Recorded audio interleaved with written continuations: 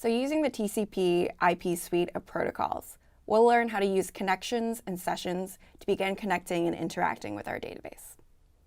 The first thing that we should know about TCP IP is that it is a connection-based protocol. What that means is that for us to start or have any communications between a recipient and a sender, a connection must be arranged first. To start communications, we have to open a connection, and to end communications, we have to close a connection. It's really important that we continually monitor what connections are opened and closed between a recipient and a sender, because the more connections that we have open, the more performance-based issues we may run into.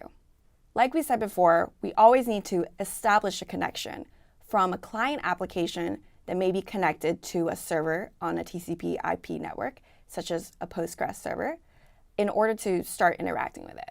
We have this concept of a session. What a session is that it marks the start and end of a connection.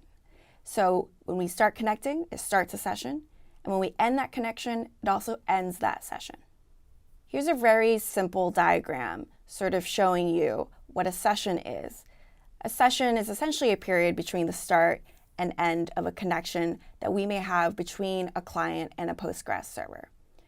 Within a session, we encapsulate interactions between a client and a server in units that we call transactions.